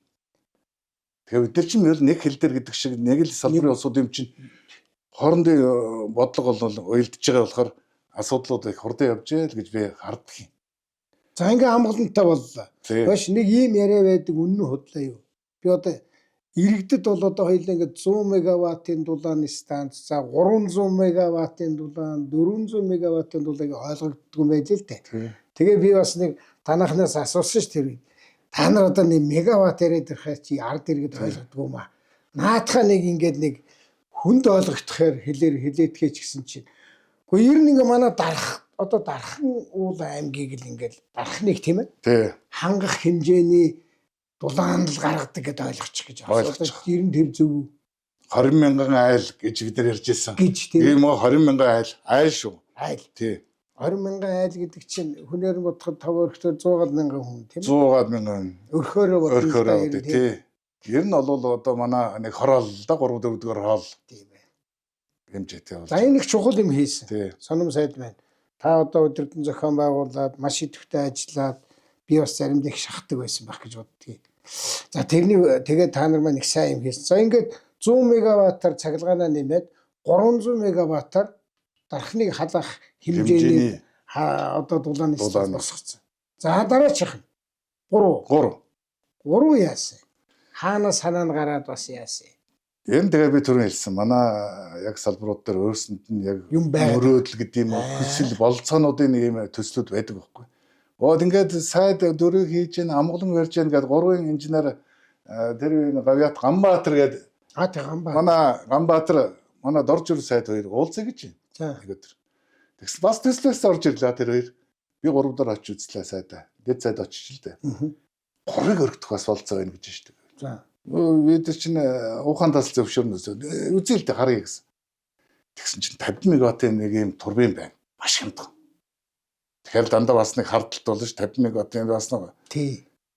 Хожим авцраа тавих гэдэг та нар яриад байгаа юм биш үү гэсэн. Үгүй ээ. Та мэдж байгаа ш дээ. Нөгөө хят чи нөгөө баг чадлын юунуудыг харагдсан. Маш их шинт хямдарчихсан байна. 35 сая долларт бол 50 мегаваттыг хийчих болцоо. Тэгвэл та хоёр харт тулгаараа та хоёр яваад үзээ тэр. Тэгээд Ганбаатар 3 инженерүүд манай дэд сайтаа явлаа томил таваад газар дээр очсон бичлэг хийгээд ирсэн л дээ. Зоо шин ингээд бийлгээ тавьчихсан. Гадна талын будцсан юм биш үү гэж би асууж байгаа юм. Та нар сайн харсан гэсэн. Манай Гавьят хүртэл харлаа ш тэгээд. Тэг маш богинохсон жилийн дотор хий гэж байгаа. Жилийн дотор хийсэн. 50 мегаватт 35 сая доллар. Гайхамшигтай үнэтэй маш хямдхан. Би түрүүн хэллээ. Доронтын станц бол 100 гаруй сая доллар. 50 мегаватт. Доронтох ч одоо хэд юм чадлаа? 50. 100 гаруй сая доллар босч. 100 гаруй 3 дахин өнөр босч байна. Тэгэхээр бол би тэгээд 3 жилийн дараа 3 дугаар станцын дараагаас таарлахгүй юу? Энэ чинь бол бидний тооцоол нэг 5-8 жилийн дараа өртгөө нөхнө гэдэг. Тооцоо шүү дээ. Эдийн засгийн тооцоо. Энэ 50 мегаваттыг явахд бол 5-8 жилийн өртгөө. Тэгсэн чинь манай турбин маань яриа явж байгаа гэж асуусан чинь дараа жил гармын дараа төлцсөн шүү дээ өртгөө. Өөрийн өртгөө. Тэгээд би гайхаад тийм гэж бодъё. Та нар чинь 5-8 жил гэсэн чинь шин турбин юм чинь зогсоо зайгүй ажиллахгүй юу? Бус тоноглолуудаа засаад, сэлбэд 50-аар туллын явуулаад тахгүй юу? Тэгэхээр чинь ганц 50 мегаватт чинь өдөр шөнөгүй ажиллаж байгаа гэсэн үг шүү дээ. Тэгэхээр 3 жилийн дотор зогсоогүй ажиллахаар чинь өртгөө нөхдөйм байх хэвээр ойлгомжтой. Тэгж ярьж ирсэн маш хамжилттай болсон юм аа гэд. За одоо тэгэхээр ингээд одоо 10 жил болцсон турбин маань одоо өртгөө 3 дахин илүү нөхчихсөн. Хангалттай л. Өнгөрсөн жил одоо тэрийг эвдээ дэлбэлээ хийчлээ шүү дээ тэр турбины. Өнгөрсөн жилд тэрэн дэлбэрсэн юм уу? Тий. Өртгөн дээр одоо 3 дахин нөхцөн байх хэрэгтэй гэж би одоо хэлж байна л да. Энэ багцаа. Би энэ дээр бас нэг 3 ярих гэж байна л да. Үн тарифын үнэний хувьд бол ярьчлаа. Тэгээд тэр барьсан компани маань жилийн дотор хийж байгаад би айгүй урамшихгүй. Хямд барьж байна, маш хурдан хийж байна. Би өөрийн биеэр нээлтэн дээр орж утсан. Тэр турбин манай станц гэдэг чинь бөөн тос шороо тэгэл янз бүрийн 60 гэдэг явна станц бол ойлгомжтой шүү дээ. Ямар байдаг вэ? Тэг чин тэрийг харсан чинь загаалаад та. Өөр тийм тос тортчгүй их цэмцээсэн гоё цэвэрх юм байна. Амгалан дулааны станц бас тийм шүү дээ. Сүүлийн станцууд ийм болсон шүү дээ. Тэгэхээр урамшаа та нар одоо манай энэ станцыг өргөдөгч шинжилчих ямар болцоо байна. Та нар бас нэг үзээч гэдэхгүй юу? Аль станц? 3-ыг нэмээд үү? 3-ыг одоо нэмээд одоо нэгээр хэлбэл нүүрсний хэмжээ, усны хэмжээ. Одоо энэ габрит гэж ярьж штэ. Габритийн энэ одоо суурин дээр хэдийг хийж болохоор байна. Өө эдгээр шиг 2 сарын дараа надад авцараад өгчлөө. За. Ерөнхий сайд бол мартчихад байна л да. Одоо 125-ын 2 төвийн. Ингээ 250 мегаватт. Дээр нь одоо манай энтэйгээ нийлээд 300 мегаваттын станц. Одоогийн өнөөдөр нөөц нь нэмэгдэхгүй. Ус нь нэмэгдэхгүй. Яг энэ суурин дээр тэгээд цоо шинэс хуучин тонлуудыг бүгдийг болгоё. За, дэд үс солуулт орохгүйгээр 250 сая доллар. Хэдэр нэмэгдэж байгаа чадлаа. 250-аар. 250-аар нэмэгдэн 250 саяар хийнэ гэж байгаа юм. Тий. Тэр дэд үс гэдэг чинь нэг дулааны холбоот цэглэн болохгүй. За яг тэр нь оруулах гэдэг багцаалаас 50 сая орчим доллар нэмэгдэн шүү гэж байгаа байхгүй. Тэгээд дахиад нэг 50 мегаватт байж байгаа шүү дээ. Ингээд нийлэх 300 мегаваттын манай 3 дугаар станц бол 300 мегаваттын станц. Тэгээд шинжлэгч. Цоо шин. Ерөөсөө жил ахсын дотор бид нар хийнэ. Тэгэхээр засгийн газрын хуралдаанаар оруулсан. Гэхдээ манайх тийм тэр үед нэг яригдсан тийм. Яригдаа засгийн та одоо мартсангүй засгийн газрын хуралдаанаар болоод барих болох юм а гэдэг шийдвэр гарсан. Тэгэл огцорсон байна. Тэгэл ерөөсөө тэр чинь 10 сарын манайх 11 сарын өмнө шийдвэр гараад дараагийн засгийн газарт тэгээд одоо их сонь их дуулдтыг. Дараагийн тэгээд за хятадын компани бол тэгээд санал өгсөн. Хамгийн сүүлд за тэгээд 17-8 онд даасрын сайд нэг ярилцлага өгсөн бид Яндангом 2. 400 илүү 600 саяар барья гэдэг гадны компани байгаа бид нар. Бид нарын 250-аар хийх юу? 250. 400 орчим саяар хийн гэдэг юм явж ирсэн юм. За хамгийн сүүлд ямар шийдвэр гарсан гэж 1.2 сая евро штэ. Та одоо санаж их хурлаа бүгд боллоо штэ. Би бас тэнд зөвхөн тээзүүгийн 20 сая доллар штэ. 3-ыг одоо шинжлэхэд. Одоо ингээд хэдүүлээ энийг нэг нийн үгүй яриад. Нийн үг л ярих хэрэгтэй л да. Ойлголцмоор байгаа байхгүй тийм ээ. Салбарын ядаж. Тэгэхээр 300 мегаваттаар 250 мегаваттаар өргөгдөхөд 250 сая доллар. За пүүст нэмээд 50 саяыг нэмээд 300 сая доллар тийм ээ. Тэгээд дараа 1.2 өнгөрсөн жил юу боллоо? Тэрбум болоод 400 зөвхөн манайх ерөнхий сайд амгалан луунаас бас 300 мегаваттын тээзүүг хийхэд тухайн үед нэг 500 сая гэдэг чинь нэг 200 мянган доллар л болсон байхгүй юу? Одоо энэ 3 дугаар станцын нэг тээзүүг хийх гээд 20 сая евро штэ. Засгийн газар засгийн бишээ их хурлаар шийдвэр гарсныг санаж ийн орж ирээд 20 сая еврогоор тээзүүг ийн гинэ. Орсын компани. Хурал дээр бас жаахан хэлсэн. Хэлсэн би одоо санаад байна л. Тий би бас. За тэр нь шахав. Тэгээд 1.4 тэрбумаар хийх нь л дээ. Бидний 300 саяар хийх гэж байгаа юу. Тэгээд жолцсон сайттай би энэ талаар бас санал солилцсон л доо. Бидний хийхчилсэн үнээс 4 дахин байх юм. Тэгээд Оросынх штэ. Оросынх манайх сайн гэдэг ойлголтыг бас толгооноос авч яах хэрэгтэй юм байна. Манай энэ зэрэгэлдээ хятад улсын технологи бол Америкта, Германта хамтраад одоо жишээ нь Siemens Америкийн одоо том компаниудын нийлээд бас өндөр хэмжээнд сайжирцсан. Оросын технологиос ер нь бол илүү сайжирцсан гэж хэлжэхэд бол бас хэлцдэггүй баг. Мэргэжлийн улсууд бол хэлэх баг. Тэгээд Оросын юуг бол 1.4 сая нэг тэрбум 400-аар хийн гэдэг. Бид нар 300 сая доллараар хийн гэдэг. Бүтэн тэрбум доллар. Тэр засгийн газрын тогтоол байна лээ. Яндангом нэг ярилцлаганд өгсөн байлээ. Тухайн 14 оны 11 сарын хэдэнд гарсан засгийн газрын тогтоолын дагуу 300 сая доллараар сонирхол сайдын үед хийх явж ирсэн маань одоо 4 дахин өсчлөө гэдэг ярилцлага өгсөн харагдан л өнгөрсөн жил. Тий. Тэгэл Яндангом чинь манай танаа тэр их хүчний салбарын гайгүй мэрэгч гэдэг. Би ер нь тэгж үнэлж явдаг. Зөвхөн Яндангом биш л маш чиглэл гайгүй нэг гэж хэлээ. Тэг яг л ер нь бол би ингэж л хэлэх гээд байгаа юм. Яндангом маш сайн инженеруудын нэг тийш туйшраад идэх хүмүүс шүү дээ. Эсвэл нэг сайдыг муулаад суучдаг, тэр сайдын үед энэ сайд гэхгүй. Энэ салбарынхаа төлөө санаа зовж явдаг. Шийдлийн төлөө дандаа ярьж явдаг хүн байхгүй юу? Тэр талаас нь би үнэлдэг. 3 болвол одоо товчлж одоо хоёлаа 50 мегаваттаар өргөдөхөж чадсан 35 сая доллараар. За өнөөдөр бол одоо дахиад бид нар 250 саяар өргөдөхчийг бараг шинчилчихье.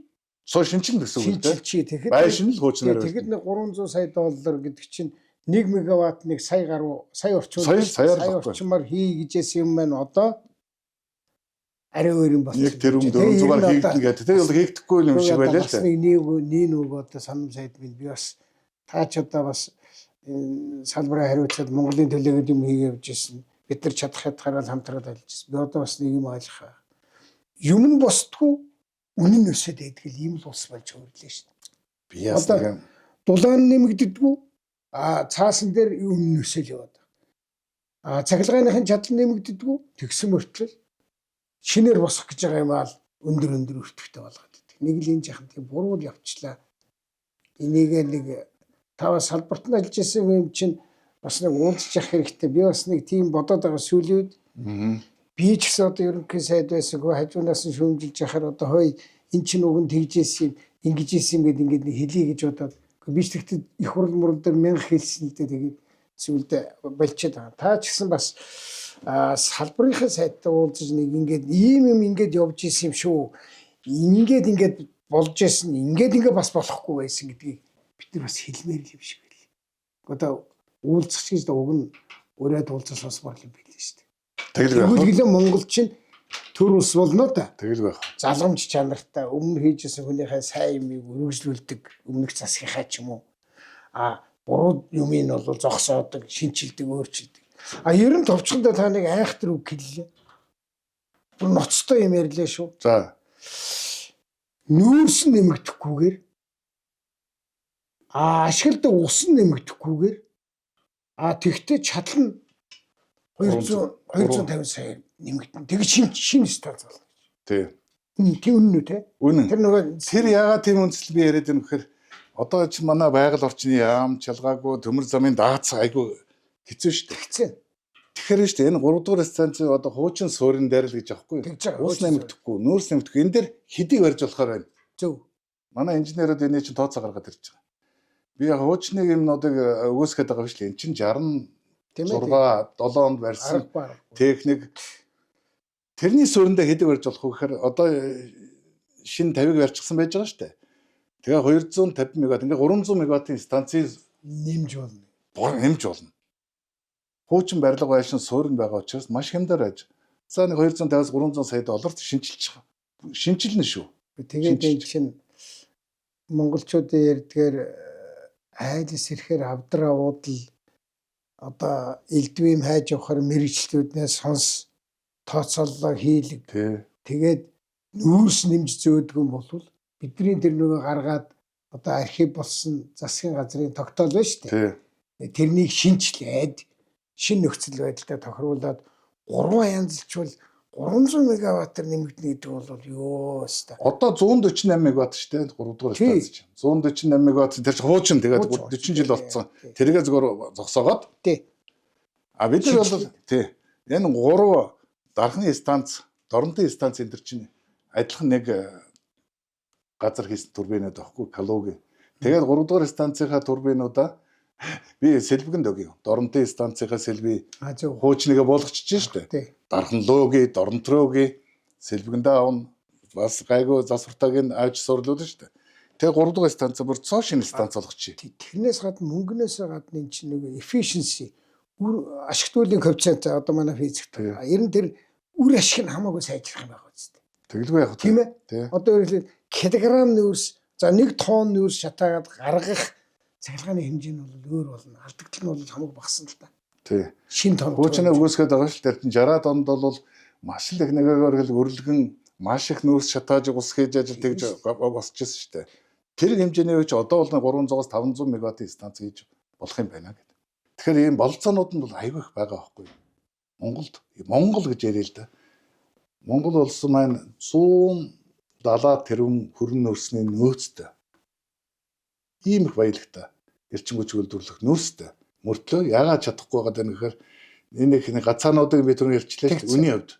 Тэгэхээр одоо үнийн хувьд бол бас нэг гацаанаас гарцсан юм гэж харагдаж шүү дээ. 8.9 центээр барина гэх юм бол энэ компаниуд барина шүү. Богино хугацаанд. Баян гэдээ яриад байна бас. Тий, баян дээр бас юм яриад. Баригдаж байна. Тийм болохоор энэ гацаа өндөр үнээр авах юм бол бүр эрчим хүчний гамшиг болчихно. 10-20 цахилгаан станц ингэ барьчвал бас бодлогогүй юм болчихно шүү дээ. Тэг нь харин би одоо сүүлдээ тэр чинь санаа зовоод байгаа шүү дээ. Одоо тэнд ч барьж байгаа, энд ч хувийн хвшилтэд тэг хідээр нийлүүлэх гэдэг юм би. Гэхдээ одоо тэг 8.9 гээд жижиг гаргаад өгчлөө шүү дээ. Тэгэхээр тийм үнээр бол станцууд бол баригдана. Тухайд бид нар яагаад барьж чаддаг вэ гэхээр 4 цент. Энийг нэмэгдүүлдэг өгөөч гэхээр тийм нэмэгдүүлэх зөрөгтэй сайд байхгүй нэмэгдүүлчих гэх юм бол энэ том авилгал байхгүй. Дулаан ингээд болохгүй болчиход байсан байхгүй. Зовлон тэнд байгаа. Тэгээд сонон бил сайдын даваас ингээ нэг чичрээд ах хэрэггүй юм л да. Үнэхээр үн тариф нь бол тийм болохоор бол боломжгүй байсан. Одоо боломжтой болсон л гэж хэлээ. Одоо тэгтээ бас би нэг юмд нэг жах харамссан л да. Одоо бид нар манай засгийн газрын таач гэсэн ингээд зүтгэл одоо тэр мэрэгчлүүдээ хөдөлгөөл ингээд бид нар яаж юмхнаар юм хийх вэ? Яаж одоо хямд давтар хийх вэ? Тэгтээ бас богино хугацаанд тэгтээ бас чанартай яаж хийх вэ гэл ингээд тулгаа ашлахад муудалцахтаа сайдцахтаа ингээд юм хийдэг байсан шүү дээ. Одоо тэгсэн сая дор чанд гарч ирээд одоо нэг энэ Монголын ард түмнийг доромжилж илээ л дээ. Би бас нэг хэлэхгүй болол. Уг нь яг би салбарын юм ярьж байгаа юм чинь хэлчихье. Юу гэж нөхлөөр бид нар одоо өнөө өртгөх нэмэгдүүлж ингэж мундаг юм хийгээгүй бол та нар 6 цаг цахилгаанаа таслуулах байсан. 2 цаг таслуулж байгаа чинь их юм гэж бод гэж. Ийм байдалтайгаар энэ төр засгийн хүмүүс ажиллах юм бол хөөгүй л дээ. Тийм учраас би таныг бас энэ ярилцлаганд өрөөд байгаа чинь нэг үг л ярьж байгаа шүү. Тэр бол худлаа юм яриаггүй. Бас сэтгэл санаа зовоод байна. Яагаад 300 сая доллар хийж болох юмыг тэрүүн 200 сая 4 дахин өндөрөнд тавьчиад яваад идэх юм би. Тэгээ яваад байгаа мөртлөө ерөөсө боссон юм байхгүй. Яахлаараа хажууханд чинь нэмэлт нүүр шаардахгүй. Одоо тэр сонон бил сайдын үед оруулж ирсэн. Би бол бүгдийг мэдэхгүй шүү дээ. Зас ерөнхий сайд бүгдийг мэдэх алуучгүй тийм ээ. Салбар өөрөө юм мэдээд оруулж байгаа юм чинь засгийн газрын тогтоол гаргацсан байхад тэрнийг яагаад мөлжөөд муугийн буруугийн засаад ингээ хийж болдгоо юм бэ? Доржон сайдын би тэр ярилцлагыг гэдэг юм ярьж байгааг би сонссон. За. Тэгээд ер нь эрчим хүчний салбар бол үе үед алдагдaltaй байсан л да. Миний үед бол үед гэж яриа л да. Шинжлэлийн засгийн газрын үед бол хүлээж авахд 32 билүү 34 тэрбумын алдагдaltaй байсан юм. Бид нэр 2 жил гаруй ажиллаад ашигтай болгоод 6 тэрбумын ашигтай дараагийн 16 төлөөлөж өгсөн шүү дээ. За яаж би одоо өөрийнхөө санааг хэлж яаж тэгээ. За би хэлчихөөрэй нэм.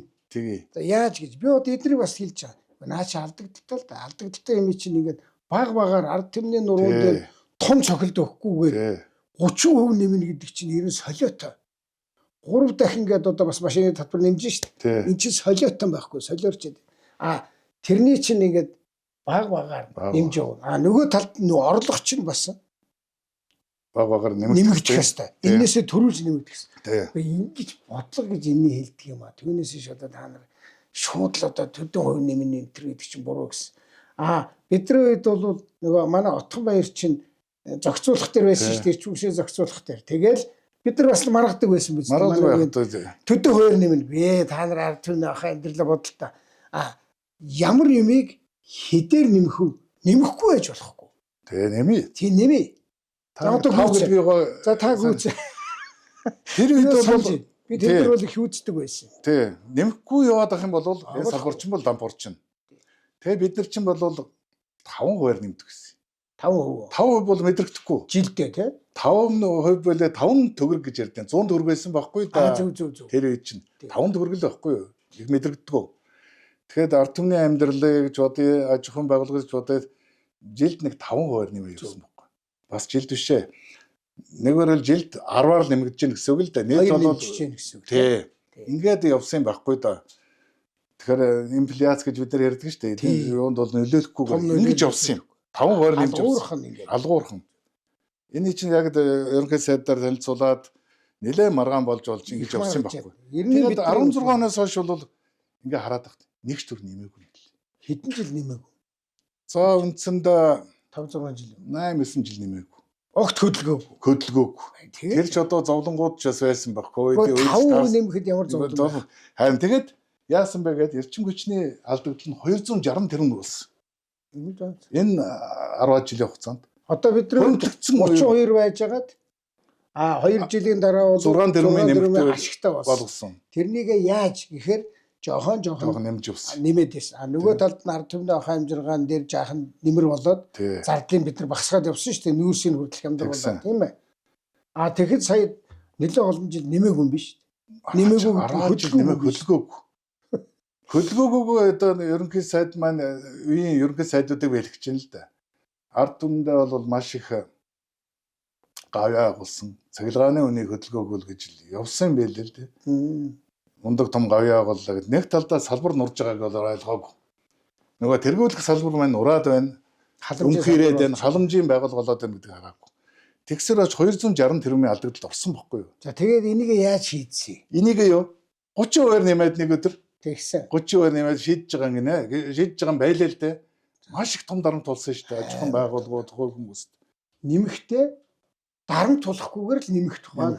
Одоо манад яаж зөв шийдсэн? Сонирхол сайдыг яаж зөв шийдсэн гэхээр та нар оруулж ирээд эрчим хүчний зохицуулгыг оруулж ирээд бид нар баахан маргаал тийм ээ. Бас тиймэрхүү ярьдаг шүү дээ. 15% нэмнэгүй тэхгүй. Тэгээ яагаад цаан чин хүмүүс дээр очих цохилт нэх болно. Аж ахуйн нэгж дээр очиж гүндрэл учруулна.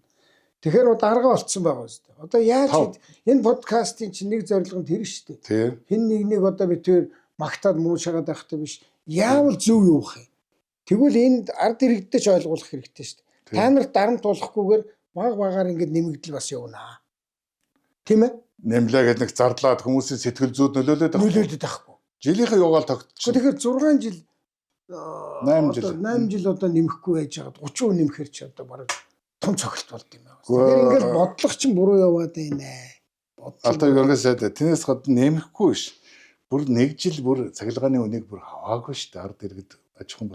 Нөгөө нэг ковид үед тийгсэн. Тэр чин болвол бас Эрдэнэт үйлдвэр төлж байгаа ч гэсэн бас хүнд асуудал болцсон шүү дээ. Иргэдсэн салбартаа. Одоо би сангийн сайд хийжсэн энэ дэрэг том арга өсдөг байхгүй. За. Ерөөсөө ингэж нэмнэл хийдэг. Нэмжээл нөгөөх нэг мөнгө олох нэг. Гэтэл физик математикийн хүн яадаг лээ. Нэмэхгүй баазаа өргөдөх нэ. Ойлгож байна. Нэг 1000 хүнээс мөнгө цуглуулдаг байсан бол 2000 хүнээс мөнгө цуглуулдаг болъё. Тэгэхээр харин болдог бол жаахан үний буулгахаар чинь ийм болно. Одоо та хамгааллын станц барина гэдэг чинь 1000 хүнээс дулааны мөнгө авдаг байснаа 2000 хүнээс дулааны мөнгө авдаг болж байгаа байхгүй. Тэгэхээр энэ баазыг өргөдөх нэг юм ойлголоо. Татвар дээр ч гэсэн одоо эдгээр бодлогын том алдаа тэр. Татвараа нэмээд байгаа үгүй. Татвар төлөгчтэй нэмэгдүүлэх. Жохон. Тэгээд жохон юм нийлээд том болдог. За ийм аргыг бол та манай засгийн газар олон удаа ярьж байж хэрэгэлсэн учраас бид нар таны хэлээд байгаа хасах 32 тэрбум төгрөгийн алдагдaltaй байсан эрчим хүчний салбар 2 жилийн хугацаанд хүчин чадал мадал элдв юм нэмэгдээд дээр нь жижиг сажиг нэмэлт үний өсөлт явсан мөртлөө 6 тэрбумын ашигтай л ажиллаж байгаа. Яаж? За одоо яаж гэдэг подкастыг одоо ач холбогдол энд л орчих хэвээр. Одоо манай тэр мэргэжлийн хүмүүс хэлдэг янз бүрийн хүмүүс сонсч явал тэр бас саналаа хэлэх хэрэгтэй. Тэгээ энэ дээр би бас нэмээд нэг юм хэлэх гээд байгаа юм л да. Та юу ярьчлаа штэ. Нэмэхээс илүү баазаа өсгөх гэж байна. Гэтэл ийм штэ. Манай тест дөр бол цахилгааныхаа хүчин чадлыг бүр ашиглацдаг. Дулаанаа бол 100 ашиглаж чаддаг байхгүй нэг 60-70% та. Яаж гэдэг яагаад гэвэл тэр дулаан нэвтрүүлэх тэр шугамаа өргөдөх шаардлагатай. Өргөдөх юм бол 100% ашиглах юм бол бүхлөд нэг хорооллын дулаан гаргах болцоо нөгөө бид нар чинь бас 123 мегатер өргөдөг ч гэсэн шүү дээ. Шугам нь хязгаарлаад байгаа юм биш? Шугам хязгаарлаад байгаа. Зөв. Тэгэхээр та одоо тэр мартчихад их шиг байна. Бид нар чинь одоо 3-4 дугаар хоолны тийш 1000 шугам гаргасан шүү дээ.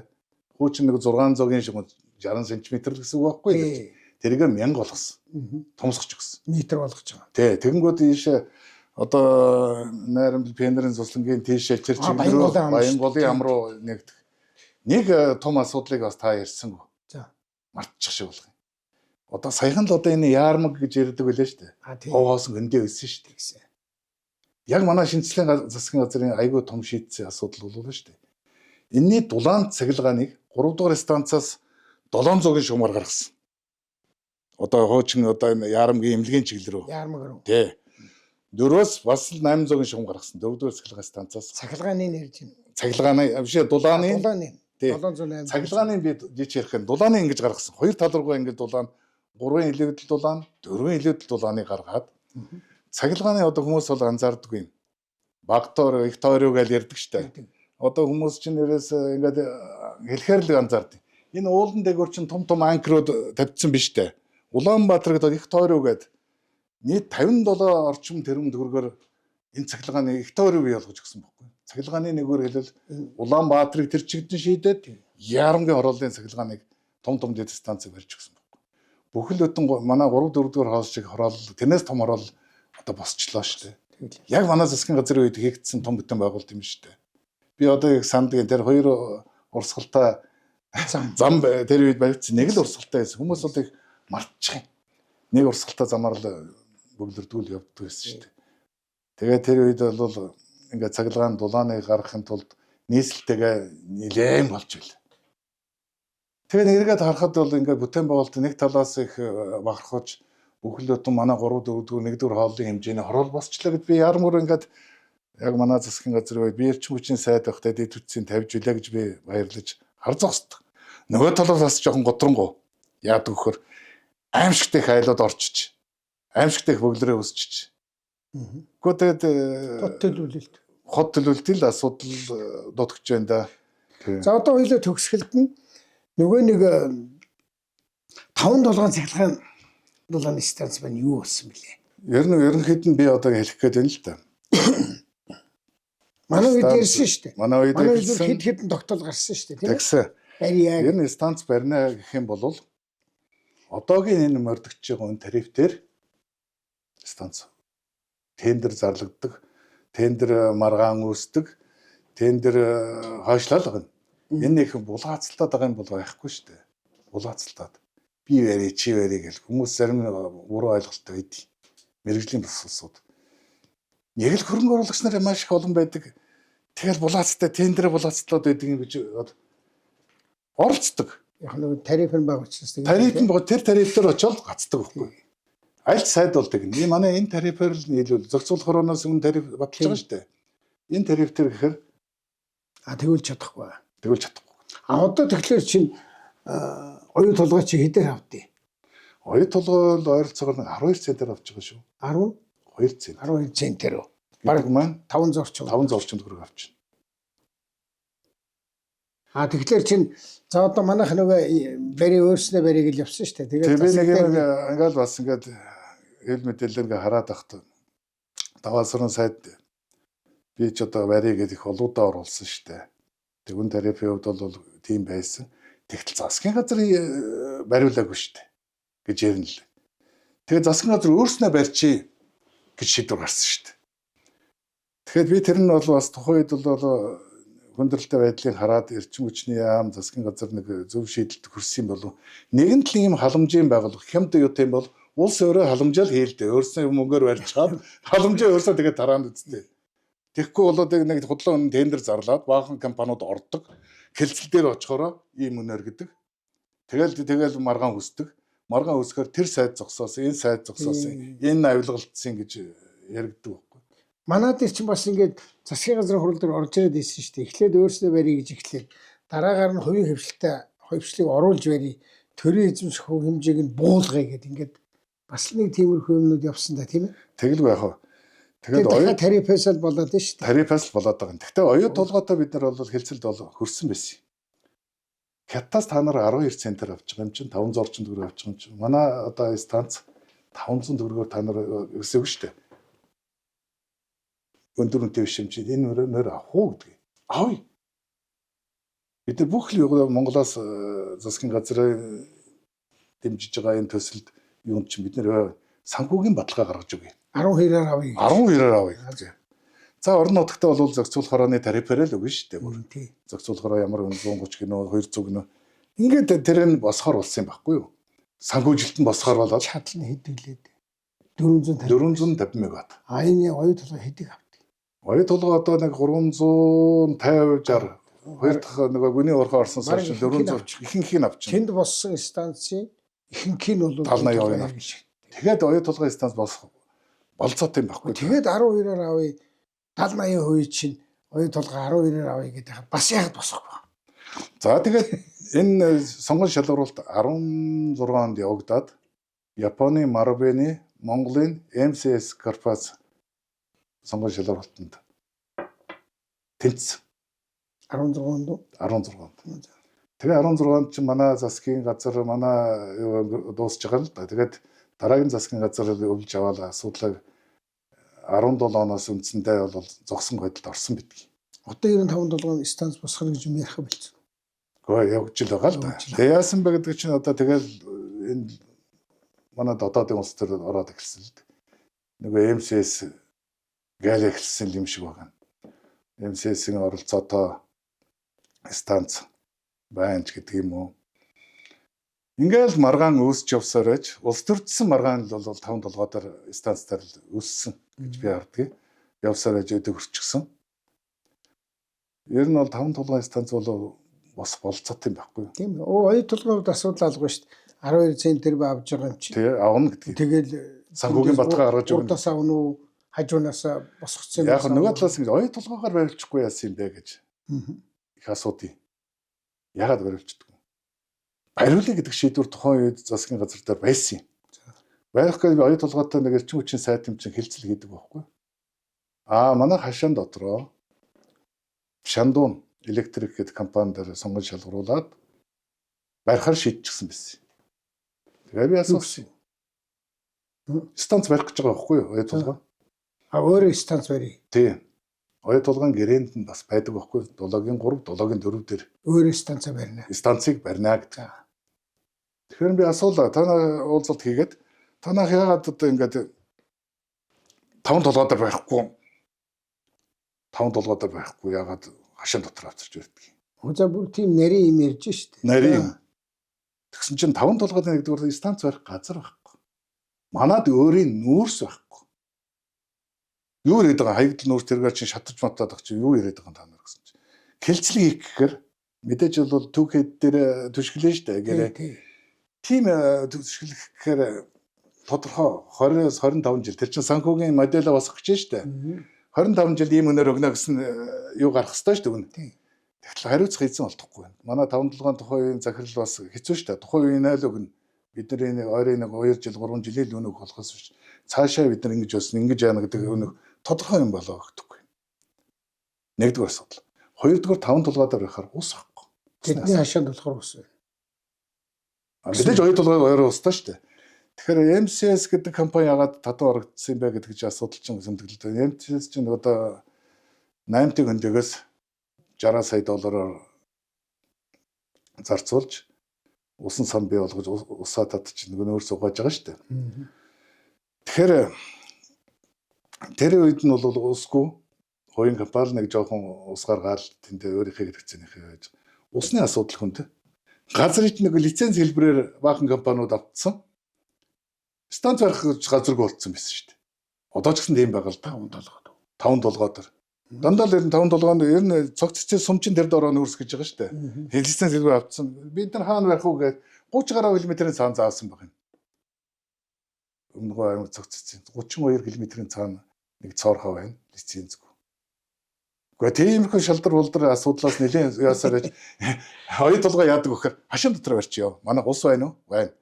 Ойролцоогоор нэг 45 км өөрийн нэг хүрэн нүүрсний урхаа байд юм байна. Оюу толгой одоо эзэмшилт байдаг нэг лиценз байд юм. Тэндээсээ нүүрсээ зөөгөөд хашаан дотроо станцаа бариад энэ хиний станц уу гэсэн чинь Хятадх гинэ. Хятадын станц. Хятадаас цахилгаан авдаг. Та нар Хятадаас одоо станц барьдаг ямар учиртай юм гэсэн чинь. Эрхэм сайдаа бид нар чинь зэс үйлдвэрлэгч байхгүй юу? Цахилгаан үйлдвэрлэгч биш байхгүй юу?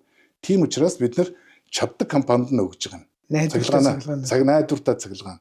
Бас хоёр дахь их усүр нь одоо 220 шугамтай шүү дээ. Тэндээс Хятадаас шаардлагатай бол цахилгаан авчин станц нь байж гэн. Хятадын станц. Тэгэхээр Хятадаас цахилгааныг шугамаар оруулж ирэх. Дахиад хашаан дотор нь Хятадын цахилгаан станц. Наа чи Хятадын юм байна шүү дээ гэсэн. Тийм. Тэгэхээр би дургуцээд та нар өөрсний хөрөнгөөр Монголд энэ чинь тодорхой хугацааны дараа хүлээлгэж өгөх хэрэгтэй юм гэрээтэй гэсэн. Гэрээн дээр бол тийм байхгүй. Цахилгаанаар хангалаа л гэсэн байгаа. Тэгээд би оюу толгойтой хэлцээд игээ. Та нар одоо чадлын 80% ав. Хоёрдугаар 12 центээр та нар яг хятадас авдаг нийлүүл санхүүгийн бодлого гаргаж өг. Бид нар өөрсдөө орчих Монгол Улсын засгийн газар.